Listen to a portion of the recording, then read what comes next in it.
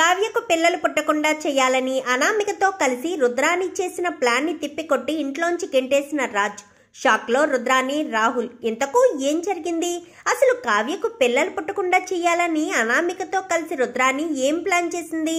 మరి ఆ విషయం రాజ్ ఎలా తెలుసుకున్నాడు? ఇదంతా కూడా వీడియోలో చూసి తెలుసుకునేద్దాం. బ్రహ్మముడి అప్కమింగ్ ఎపిసోడ్స్లో ఏం జరగబోతుందో ముందుగా తెలుసుకోవాలి అనుకుంటే వీడియోని లైక్ చేయండి, ఈ ఛానల్ని సబ్స్క్రైబ్ చేసుకోండి, పక్కనే ఉన్న బెల్ సింబల్లో ఆల్ పై క్లిక్ చేయండి. ఇలా చేయడం వల్ల అందరికంటే ముందుగా చూడవచ్చు. మొత్తం మీరు చూసుకున్నట్లయితే ఇంకా కావ్య, రాజ్కి ఇద్దరికి కూడా అదే సమయానికి అక్కడ కార్ ఆగిపోయేటట్టుగా ప్లాన్ చేసి ఒక గెస్ట్ హౌస్లో అయితే వాళ్ళిద్దరు మొదటి రాత్రికి అయితే ఇటు ఇందిరాదేవి, అపర్ణ, ప్రకాశం, కళ్యాణ్ అందరూ కలిసి అయితే ప్లాన్ చేస్తారు. ఇంకా వాళ్ళంతా కూడా ఇంటి దగ్గర కూర్చుని మాట్లాడుకుంటూ ఉండగా ఇంకా అదంతా కూడా రుద్రాని వింటుంది.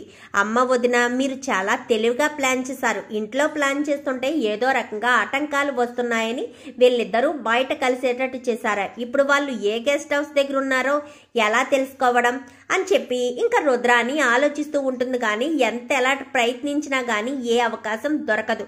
మరుసటి రోజు ఉదయానికల్లా కావ్యరాజ్ ఇద్దరు కూడా వస్తారు. ఇద్దరు కూడా ఇంట్లోకి అడుగు పెట్టే ముందు సిగ్గుపడేసరికి ఇంక ఇంట్లో వాళ్ళకైతే అర్థమవుతుంది వాళ్ళిద్దరి మధ్య కలయిక మొదలైందని. ఇంకా కావ్యరాజ్ ఇద్దరు కూడా ఇంకా వాళ్ళ బెడ్రూమ్కి వెళ్ళిపోతారు. ఇంకా రుద్రాని అయితే గదిలో కూర్చుని రగిలిపోతూ ఉంటుంది. కావ్యరాజ్ ఇద్దరు కూడా ఒకరినొకరు అర్థం చేసుకుని ఒకటైపోయారు. ఇప్పుడు కావ్యకు పిల్లలు పుడితే ఇంకా ఇంటి వారసత్వం వాళ్ళకే ఉండిపోతుంది. నా కొడుకుకి ఎలాంటిది హక్కు అధికారాలు ఏమీ దొరకవు, తను ప్రెగ్నెంట్ కాకుండా చెయ్యాలి అని ఆలోచిస్తూ ఉండగా ఇంకప్పుడే అనామిక అయితే ఫోన్ చేస్తుంది. ఏం చేస్తున్నారా ఆంటీ అని చెప్పాను. కానీ నేనే నీకు ఫోన్ చేయాలనుకుంటున్నాను, కావ్యరాజ్ ఇద్దరు ఒకటైపోయారని చెప్పాను. కానీ ఏంటంటే ఏంటి మీరు చెప్పేది? వాళ్ళిద్దరూ ఒకటైపోతే కావ్య ప్రెగ్నెంట్ అయితే ఇంకేమైనా ఉందా? మీరు వాళ్ళిద్దరూ ఒకటవుతుంటే ఏమీ చేయకుండా సైలెంట్గా చూస్తూ ఊరుకున్నారా ఏంటి అని చెప్పాను. కానీ ఏం చేయమంటావు? ఇంట్లో ప్లాన్ చేస్తే ఏదో రకంగా ఆటంకాలు జరుగుతున్నాయని వాళ్ళు బయట ఎక్కడో ప్లాన్ చేశారు. నేను దాన్ని ఆపలేకపోయానని చెప్పాను. కానీ అది ఆపలేకపోవచ్చు ఆంటీ, కావ్యకు పిల్లలు పుట్టకుండా మనం చేయగలం కదా అని చెప్పనేసరికి మరి ఇప్పుడు ఏం చేయాలి అని చెప్పాను. కానీ ఏం చేస్తామో మీ ఫ్రెండ్ డాక్టర్ ఉన్నారు కదా, ఆవిడని అడిగి పిల్లలు పుట్టకుండా జన్మలో కావ్య తల్లి కాకుండా ఏదైనా మెడిసిన్ వేయండి, ఇంకా ఎటువంటి ఇబ్బంది ఉండదు అని చెప్పనేసరికి సరే అని ఫోన్ పెట్టేస్తుంది. వెంటనే తన ఫ్రెండ్కి ఫోన్ చేస్తుంది. ఏంటే మళ్ళీ ఎందుకు ఫోన్ చేసావనగానే నీ హెల్ప్ కావాలి అని చెప్పాను. కానీ నా హెల్ప్ కావాల్సినప్పుడే నువ్వు ఫోన్ చేస్తావన్న విషయం నాకు తెలుసులే, మరి ఇప్పుడెందుకు చేసావనగానే నాకు ట్యాబ్లెట్లు కావాలి అని చెప్పనేసరికి సరే కొరియర్లో పంపించడం కన్నా నేను మా హాస్పిటల్లో పనిచేసే వార్డ్ బాయ్కి ఇచ్చి పంపిస్తాను అని చెప్పనేసరికి సరే తను వచ్చే ముందు నాకు ఫోన్ చేయమను, నేనే బయటికి వెళ్ళి తీసుకుంటానని చెప్పాను. కానీ సరే అంటుంది. ఇంక ఈ లోపు స్వప్న అయితే అత్తయ్య నాకు అది తినాలనుందని చెప్పాను. కానీ ఏంటి స్వప్న ఎప్పుడూ లేనిది అత్త దొత్త అంటూ పిలుస్తావు, ఈరోజు అత్తయ్య అంటున్నావు అని చెప్పాను. కానీ ఏమో ఈరోజు మీ చేతి వంట తినాలని నాకు అనిపిస్తుందని చెప్పాను. కానీ ఇది మన మంచికే, కావ్యక ట్యాబ్లెట్లు ఇవ్వాలంటే నేను వంట చేస్తేనే కదా ట్యాబ్లెట్లు ఇవ్వగలుగుతాను అని చెప్పి గబగబా హాల్లోకి వచ్చి అందరూ ఒకసారి వినండి, నేను ఈరోజు అందరికీ నా చేతి వంట తినిపించాలనుకుంటున్నాను. ఎందుకంటే నా కోడలు ఈరోజు నన్ను వంట చేయమని అడిగింది. తనొక్కదానికి చేస్తే ఏం బాగుంటుంది, అందరికీ చేస్తాను, ఇంట్లో ఎలాంటి ఇబ్బందులు లేవు కదా, అందరూ సంతోషంగా ఉన్నారు కదా అని చెప్పాను. కానీ ఇంకా అందరికీ ఒక అంత అనుమానంగా ఉన్నా కానీ సర్లే చెయ్యి అని చెప్పి అనుకుంటుండేసరికి ఈరోజు నేను బయట తింటాను ధాన్యం అయితే అని చెప్పాను. కానీ ఏ అన్నయ్య అని చెప్పనేసరికి నువ్వు వంట చేస్తున్నావు కదా రుద్రాని, నేను ఇంట్లో తింటే ఉన్న మతిమరుపు కాస్త ఇంకా ఎక్కువ అవుతుంది అందుకని అని చెప్పాను. కానీ ఏం కాదులే అన్నయ్య, నేను బాగానే చేస్తాను అంటూ రుద్రాని అయితే వెళ్తుంది. రాజ్ ఇంకా ఆ రోజు ముందు రోజు రాత్రి బయట ఉండడంతో ఇంకా ఆ రోజు అయితే ఆఫీస్కి వెళ్ళడు. ఇంకా ఆఫీస్కి వెళ్లకుండా ఇంట్లోనే ఉంటాడు. ఇదంతా కూడా చూస్తాడు. రాజు అనామిక రుద్రాని మాట్లాడుకున్న మాటలు కూడా వింటాడు.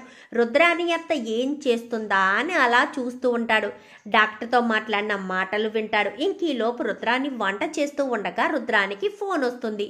ఇంక ఇంట్లో వాళ్ళు రుద్రాని మీద ఎలాంటి అనుమానం లేదు కాబట్టి ఎవరి పనిలో వాళ్ళు ఉంటారు. ఇంకా రాజ్ మాత్రం గమనిస్తూనే ఉంటాడు, పైన నించుని చూస్తూ ఉంటాడు. ఈ లోపు వార్డ్ బాయ్ రావడం, గబగబా రుద్రాని బయటికి వెళ్ళడంతో టాబ్లెట్స్ తీసుకుంటాడు. ఇంకా అతను బండి స్టార్ట్ చేసి లోపే గబగబా కిందకు దిగి ఇంకా రాజ్ అయితే అతన్ని పట్టుకుని ఇంకా తన కారులోనే కట్టేసి ఇంకా కార్ అయితే లాక్ చేసేస్తాడు.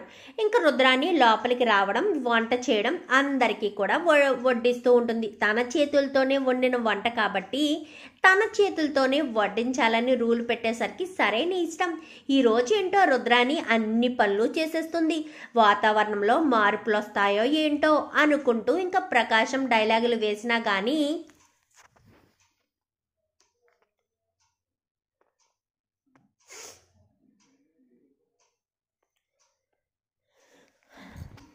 రుద్రాని మాత్రం అవేమీ పట్టించుకోకుండా అందరికీ వడ్డిస్తూ ఉంటుంది. కావ్య, రాజ్ ఇద్దరు కూడా వస్తారు.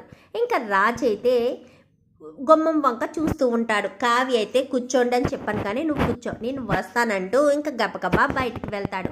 ఇంకా ఇవి కాదు కావ్య, నీ కోసం స్పెషల్ వంటకం చేశాను, నీకు చాలా ఇష్టం అంట కదా, రోజు మా కోసం ఇష్టమైన కూరలు వండి నీ కోసం ఇష్టాలు నువ్వు మర్చిపోయావు కదా, అందుకే నీకు ఇష్టమని గుత్తొంకాయ కూర వండానంటూ వంటగదిలోంచి అయితే ట్యాబ్లెట్లు కలిపి మరీ తీసుకొస్తూ ఉంటుంది.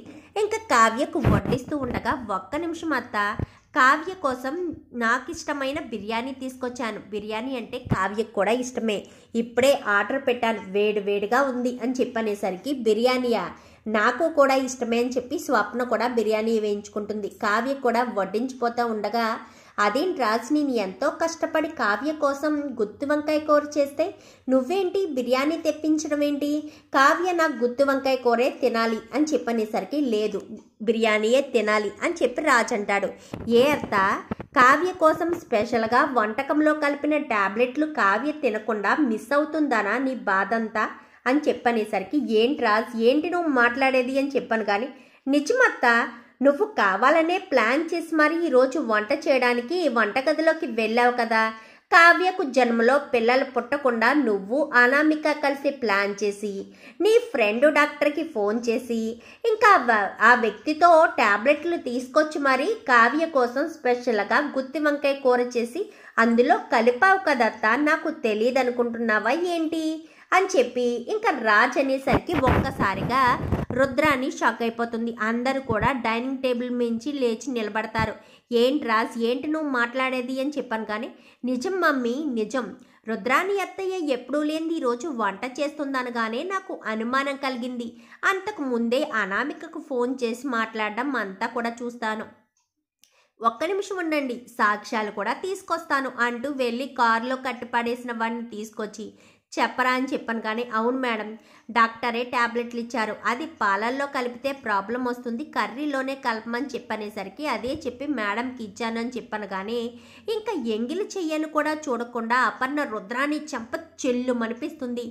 ఏంటి అపర్ణ, ఒక్క చెంప దెబ్బతో రుద్రానికి సరిపోతుంది అనుకుంటున్నావా, రుద్రానికి ఒక చెంప కాదు 2 చెంపలు పగలాలి అని చెప్పి ఇంద్రదేవ్ అనగానే, ఏంటి వదిన, ఏంటమ్మా, చెంపలు పగిలితే రుద్రానికి బుద్ధొస్తుందా ఏంటి, ఇలాంటి దాన్ని ఇంట్లో అస్సలు ఉండకూడదు, పాముని పాలు పోసి పెంచినట్టుగా మనం కడుపు నిండా తిండి పెడుతున్నాము, గడ్డి పెడుతున్నాము, అయినా కానీ ఈ రుద్రానికి బుద్ధి రావట్లేదు, ఇంట్లో వాళ్ళంతా కూడా సంతోషంగా ఉండాలని కోరుకోవడం మానేసి కావ్యకు జన్మలో పిల్లలు పుట్టకుండా చేయాలనుకుంటుందా, ఇలాంటి దాన్ని ఒక్క క్షణం కూడా ఇంట్లో ఉంచడానికి వీల్లేదని చెప్పాను కానీ, ఏంటి రాజ్, ఏంటిదంతా, అతన్ని ఎవరినో తీసుకొచ్చి ఇదంతా చేస్తే నేను ఎలా నమ్ముతాననుకుంటున్నావు అని చెప్పాను కానీ, సరే అత్త, ఆ కర్రీ నువ్వు తిందామని అంటావనుకుంటున్నావా, కర్రీ నువ్వు తిన్నా నీకేం కాదు, ఎందుకంటే నీకు ఆల్రెడీ పిల్లలు పుట్టేశారు కాబట్టి, పిల్లలు పుట్టలేని వాళ్ళకే ఆ ట్యాబ్లెట్స్ ఎఫెక్ట్ చూపిస్తాయన్న విషయం నాకు తెలుసు, నువ్వు అనామిక, నువ్వు డాక్టర్ మాట్లాడుకున్న మాటలు వీడియో చూపించినా నీకు అని చెప్పి ఇంకా ఫోన్లో మాట్లాడుతున్నప్పుడు రాజ్ అయితే వీడియో తీస్తాడు. ఇంకా తను ఫోన్ మాట్లాడడం ప్రతి ఒక్కటి రికార్డ్ అయ్యేటట్టుగా వీడియోని తీసి అది అందరికీ చూపించేసరికి, ఇప్పుడు చెప్పత్త, సాక్ష్యాలు సరిపోతాయా, ఇది కూడా అబద్ధమేనంటావా, పోనీ అతన్ని నేనే పురమాయించాను నిన్ను ఇంట్లోంచి బయటకి గెంటేయడానికి అనుకుందాం, మరి ఇదేంటి, ఇది కూడా నేను అదే చేశానా, నువ్వే కదా ఫోన్లో మాట్లాడుతుంది, అది నీ వాయిసే కదా, ఈ గ్యాప్లో నేనేమి డబ్బింగ్ ఆర్టిస్ట్ దగ్గరికి వెళ్ళి వాయిస్లు చేంజ్ చేయలేదు కదా, కావాలంటే నీ ఫోన్ ఓపెన్ చేసి చూస్తే కాల్ హిస్టరీ మొత్తం తెప్పించానంటే మొత్తం పుట్టు పూర్వత్రాలన్నీ వస్తాయి అని చెప్పనేసరికి ఇంకా రుద్రాణి ఏం మాట్లాడకుండా సైలెంట్ అయిపోతుంది. ఇంకా ఏంట్రా చూస్తున్నావు, ఈ రుద్రాణిని బయటకి గెంటేసేయి అని చెప్పి ఇంకా సుభాష్ అనేసరికి అన్నయ్య అని చెప్పాను. కానీ ఏంటి అన్నయ్య అంటున్నావు, ఇన్ని రోజులు నేను నా కన్న బిడ్డ కాకపోయినా బిడ్డలా చూసుకున్నాను. కానీ కావ్యకు పిల్లలు పుట్టకుండా చేయాలని నీ మనసులో ఎప్పుడైతే ఆలోచన వచ్చిందో ఈరోజు కాకపోతే రేపైనా సరే ఆ పని ఖచ్చితంగా చేస్తావు. అసలు అనామిక ఇంటి నుంచి వదిలేసింది అనుకున్నాను. ఇంకా ఇంటిని పట్టుకుని ఎలాడుతుందా పీడ. దాన్ని నిన్ను ఒక్క క్షణం ఇంట్లో ఉండనివ్వకూడదు. అది ఎలాగా ఇంట్లోంచి బయటకి పోయింది. నిన్ను కూడా ఇంట్లోంచి బయటకి గెంటేస్తే ఎలాంటి ఇబ్బంది ఉండదు. నీకు మొన్ననే చెప్పానత్త, పాములు అవుట్ హౌస్కి వెళ్ళిపోమని. కానీ పాములు గెస్ట్ హౌస్కి వెళ్ళమంటే వెళ్ళడం మానేసావు. ఇప్పుడు శాశ్వతంగా రోడ్డు మీద పడబోతున్నావు. స్వప్న అని చెప్పాను కానీ రెడీగా ఉంది రాజ్ అని చెప్పి ఇంకా స్వప్న సూట్ కేసు ఇసిరేసరికి స్వప్న అని చెప్పాను కానీ నోర్మి రాహుల్, నువ్వు కూడా ఈ ఇంట్లో ఉండడానికి వీల్లేదు. మీ అమ్మ ఇంట్లో లేకపోయినా నువ్వు ఇంట్లో ఉన్నా కానీ ప్రమాదాలు వస్తూనే ఉంటాయి.